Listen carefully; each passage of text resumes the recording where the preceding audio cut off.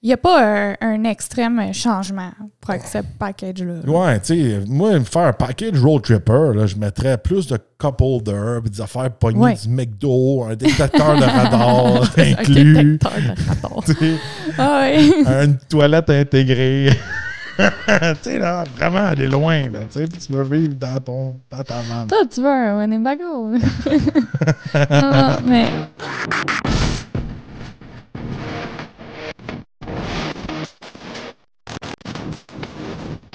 Bienvenue au Torque Podcast. Aujourd'hui, on vous parle de notre essai routier de la Chrysler Pacifica PHEV. Ouh, un essai routier excitant, minivan et préféré à Eve. Bon, un essai que ça faisait un petit bout aussi qu'on voulait avoir à l'essai, puis il y a eu des cancellations, puis on voulait voir si c'est le véhicule idéal là, pour la famille, puis si on peut faire vraiment des économies d'essence en ayant le système hybride branchable. Mm-hmm. Si vous avez suivi nos épisodes religieusement, vous avez peut-être écouté l'épisode du Mercedes-Benz GLE 450E. Oui. Puis on a dit que c'était le meilleur véhicule hybride branchable qu'on a eu à l'essai. C'est une technologie plus récente. Là, dans le Chrysler, ce n'est pas le cas. Non. On se lance tout de suite sur le sujet. Le modèle qu'on avait à l'essai, c'était le Chrysler Pacifica PHEV édition Road Tripper.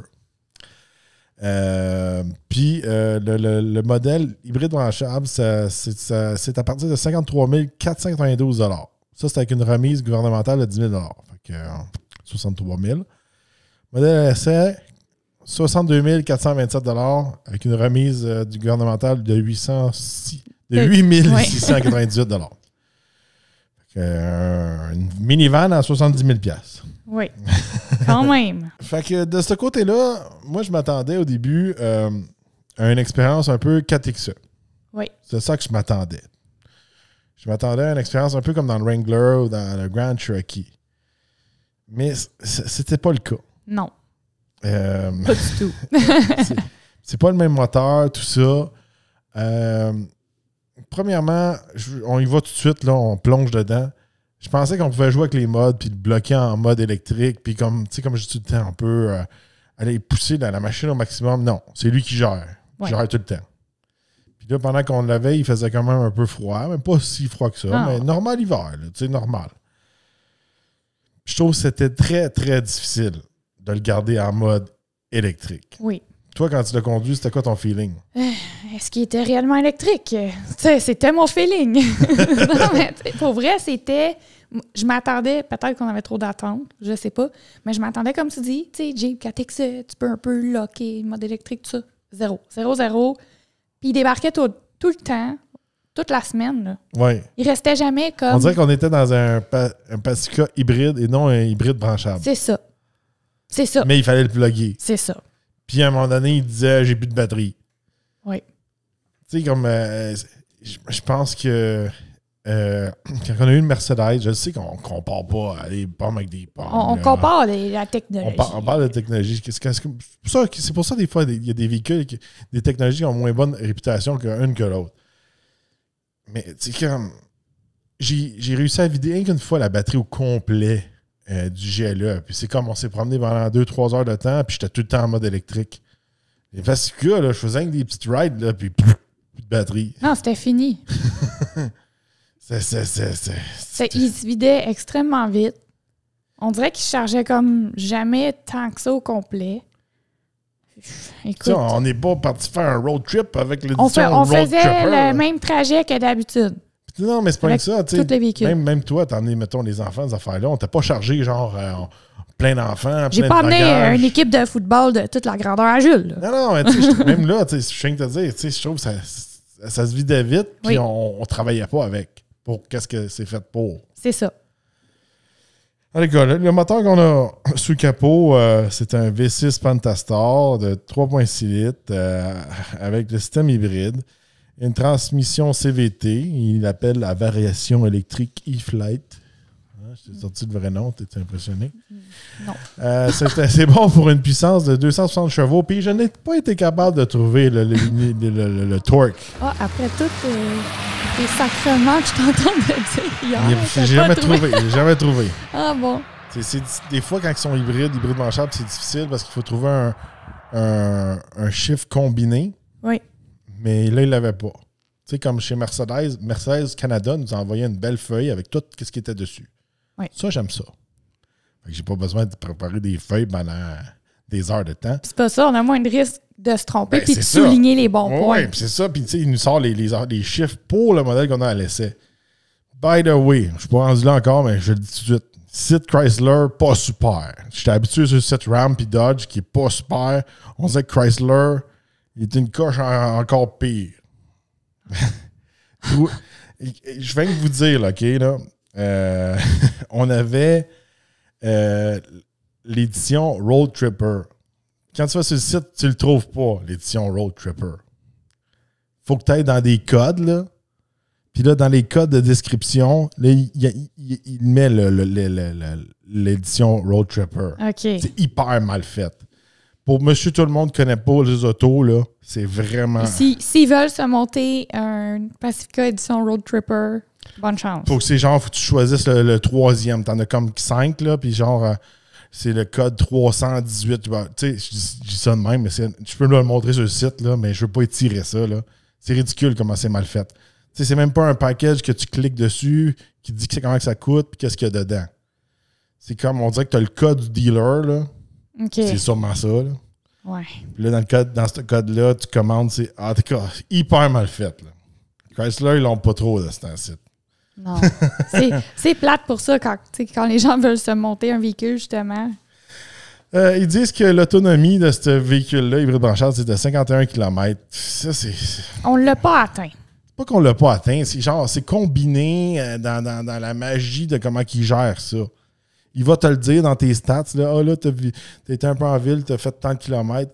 Je trouve que c'est pas un vrai hybride branchable. C'est vraiment un hybride que tu peux comme recharger sa batterie quand elle est vide. Ouais. Mais je pense que, sérieusement, on l'a pas eu à l'essai, mais je pense que tu peux faire les mêmes chiffres avec un hybride. J'ai déjà vu des performances similaires. Tu sais, c'est bien beau, là, mais hybride branchable, un vrai hybride branchable, il faudrait que tu sois capable de le maintenir en mode électrique facilement avec ta pédale à gaz ou d'avoir des modes que tu peux le barrer. Oui. Côté performance, 0 à 100 en 7,7 secondes et quart de mille en 15,8. J'ai trouvé le quart de mille, mais pas le torque. Pas le torque, comment c'est ça? Le reste du véhicule, regardez, ça reste une bonne vieille van. Regardez, ça faisait un bout qu'on n'avait pas essayé la Pacifica. La dernière fois qu'on avait essayé une Pacifica, c'était genre en 2018 ou quelque chose du genre. Puis c'était une Pinnacle. Mm-hmm. Elle était pareil, elle n'a pas changé depuis ce temps-là. Donc en 2019, quelque chose du genre. D'extérieur, c'est normal. Je pourrais dire, là, ça vient désuet. Là, je pourrais dire, après tout le temps, pas laide, mais le style est dû pour être changé. Oui. Il n'y a pas eu d'autres tant d'upgrade que ça. Mais l'intérieur, tu sais, ça, il faut y donner. L'intérieur, moi, j'aime les bancs, comment ils sont faits. Tu sais, le cuir travaille tout ça. Très confortable. Super confortable. Extrêmement suspension confortable. Les sièges sont confortables. Mm-hmm. Facile de s'asseoir puis de sortir. Fait que si vous êtes un gros gabarit, vous êtes âgé, vous êtes obèse, c'est facile de s'asseoir dans ce véhicule-là. Mm-hmm. C'est con que je dis ça, mais c'est un point. C'est un point que les gens ne connaissent pas. Oui. Ça, c'est mon expérience des salons de l'auto qui parle. Quand j'ai dit hey, j'ai de la misère à embarquer dans ton char, il est trop bas, il est trop haut, je rentre pas, ma bédaine, je fais de la misère à m'attacher. C'est pour ça, des fois, ces véhicules-là, c'est populaire. Ils disent c'est facile. C'est comme une bonne hauteur. Mm-hmm. T'es pas à terre puis t'es pas trop haut. C'est important pour les vieux. Je te le dis. Le monde rit de moi. Mais tu sais, c'est des feedbacks que j'ai eus. Tu sais, j'ai travaillé plus de 15 ans. Tu sais, des fois, je travaillais non-stop pendant 30 jours. À combien de personnes tu penses que j'ai parlé dans ma vie de toutes les grosseurs, de toutes les grandeurs? Ah ouais, c'est sûr. À certaines places, c'était comme je peux pas rentrer dans le truck avec mon chapeau de cow-boy. C'est pas. Oui, il y a certains endroits, il faut qu'ils rentrent avec leur chapeau de cow-boy. C'est bien important. Puis là, ils sortent leur tape avec mesurer avec leur chapeau de cow-boy. Moi, je trouvais ça le fun. J'étais comme ça, c'est cool.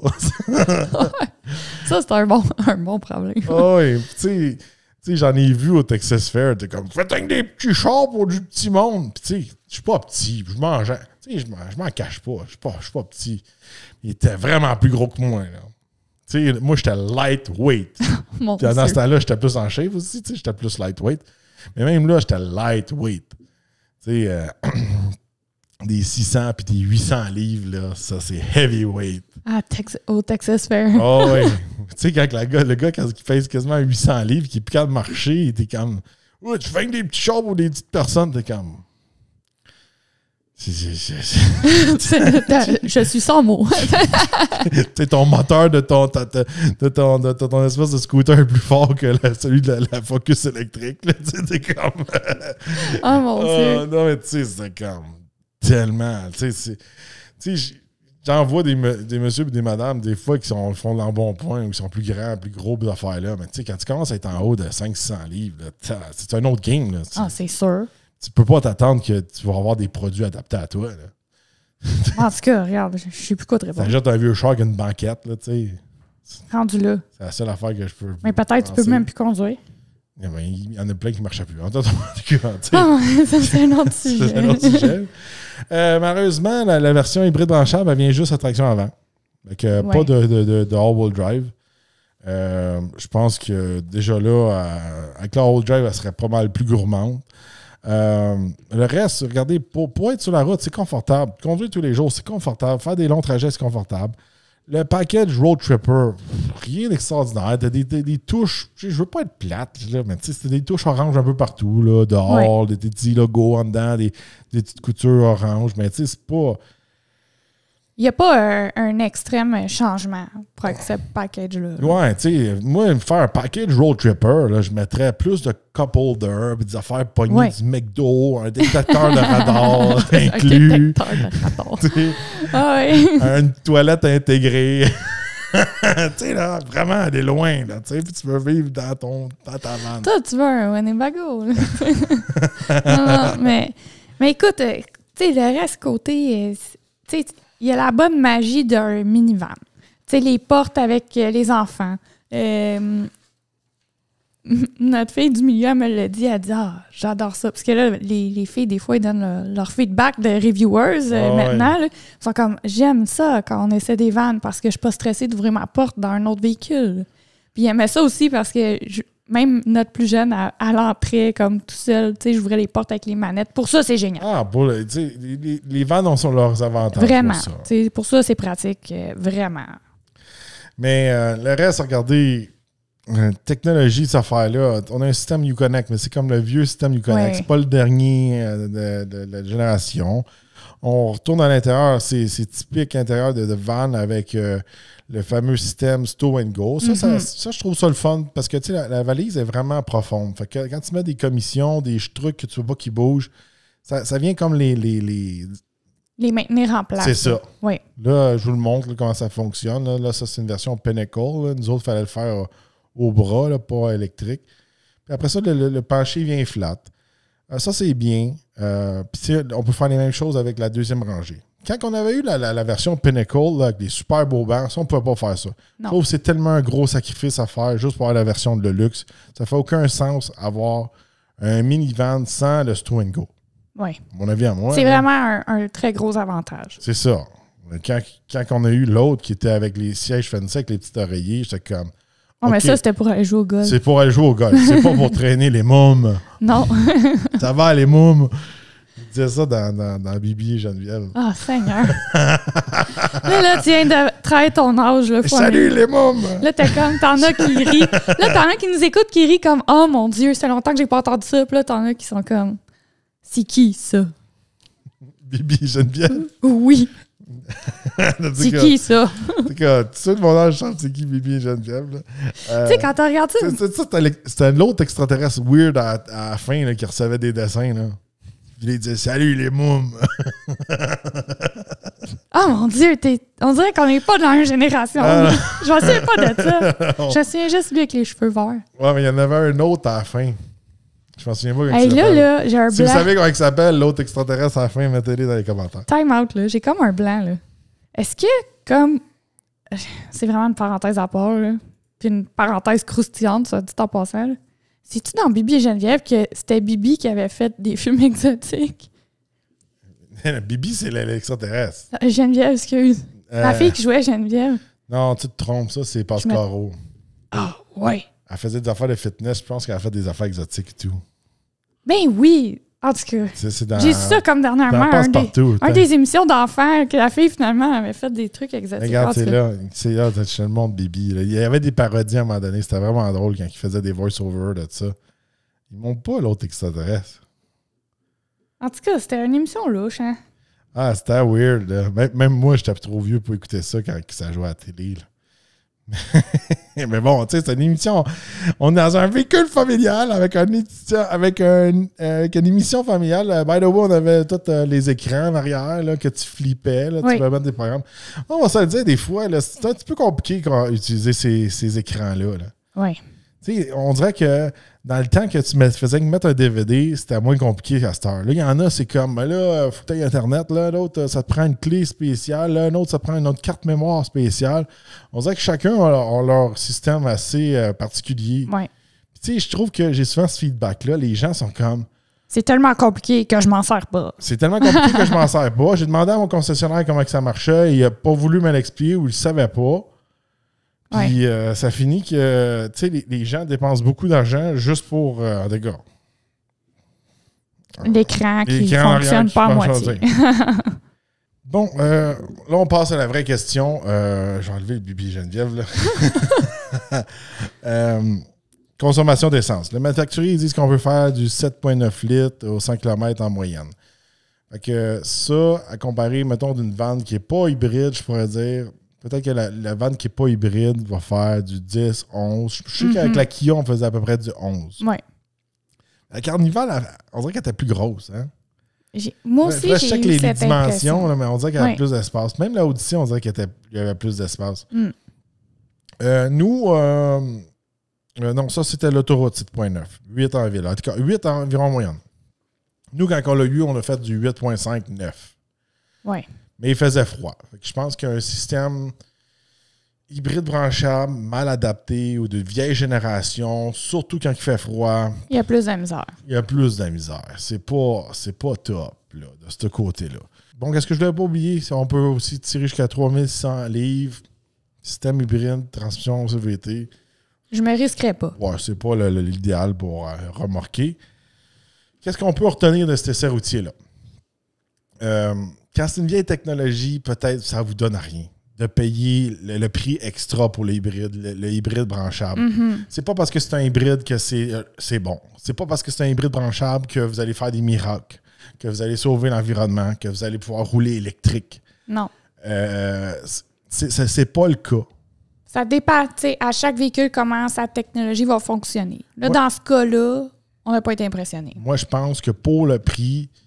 Puis, tous les gadgets qu'on retourne, il y en a souvent qui disent il y a trop d'affaires, ça va casser. Dans ce cas-là, ça l'est. C'est comme. C'est juste que le prix que vous allez investir là-dedans. Pour le surplus, pour avoir accès à l'hybride branchable. Même si vous avez un rabais du gouvernement, je trouve que ça ne vaut pas la peine. Non. C'est mieux d'en avoir une comme juste avec le V6 normal, avec rien dedans. Oui, tu vas consommer 2-3 litres de sang ou 100 km de plus. Mais je pense que le prix extra pour rentrer dans les hybrides, ben, ça va te prendre une couple d'années en gaz. La différence pour rattraper vraiment cette économie-là. Oui. C'est pas le jour et la nuit. Je donne un exemple encore du Mercedes parce que je prends toujours le Mercedes, pas parce que c'est un véhicule de luxe, c'est parce que c'est un des derniers qu'on a eu à l'essai qui était vraiment bon puis qui était vraiment d'une technologie plus poussée, plus récente. Mais entre un GLE 450 normal et un GLE 450E, c'est le jour et la nuit. Oui. Tu es capable de rouler, si tu ne vas pas trop loin, tu es capable de rouler 100% électrique puis jamais mettre de gaz. Oui. Juste le Jeep Grand Cherokee. La consommation d'essence était coupée de moitié. Regarde, on faisait avec le Grand Cherokee les mêmes chiffres qu'on fait avec la Pacifica. C'est ça. Puis le Grand Cherokee, c'est un vrai 4x4. On peut monter la suspension et la descente. On peut même des fois locker quasiment les différentiels. On peut faire du hors-route avec. C'est pas la même game. Là. Non. Là, tu as ce gros véhicule-là, ce gros VUS-là, qui faisait les mêmes chiffres que la minivan, qui est juste traction avant. Il vaut pas, comme tu dis, il vaut pas le surplus. Ça, là... L'agrément qu'il offre, tu l'as dans un modèle régulier. Ça, là, sais-tu qu'est-ce que c'est, ça? J'appelle ça, moi, un mauvais hybride. Ça, c'est un moteur à gaz qui ont plugué un système hybride qui n'était pas fait pour vraiment travailler avec ça. Tu sais, on parle, mettons, des hybrides chez Ford, mais ils appellent ça un cycle Atkinson. Ouais. Comment que le moteur il est fabriqué puis qu'il fait son cycle de piston, il est fait pour un hybride. Ouais. Mais là, c'est un V6 Pentastar qui met dans n'importe quoi chez Stellantis, puis ils ont mis un hybride dessus. Ils ont plugué ça avec. La dernière fois qu'on a eu un hybride semblable qui n'était pas bon, c'était dans Ford aussi. C'est rien que vous dire. Celui qui était dans le Fusion, dans l'Escape, puis dans le Corsair, etc., puis dans le Maverick, c'est un bon hybride parce qu'il est fait pour ça. Mais ils ont fait une version avec le 3.7 litres, puis ils ont plugué un hybride dessus qui donnait à la police, puis qui ont discontinué dans l'Explorer, qui n'était pas bon. Non. Mais ça, c'est la même affaire, selon moi. Ouais. Alors, dites-nous dans les commentaires, qu'est-ce que vous pensez du Chrysler Pacifica PHEV? Est-ce que ça vaut la peine pour le prix de plus? Puis, faut que, tu sais, oui, on considère les rabais et les retours qu'on a du gouvernement, ces choses-là, mais moi, peut-être que dans le présent, ça compte, mais peut-être que dans quelques mois ou l'année prochaine, ils seront plus là. Il faut regarder vraiment le vrai prix. Oui, c'est ça. N'oubliez pas de liker et partager la vidéo et on se retrouve dans un prochain podcast.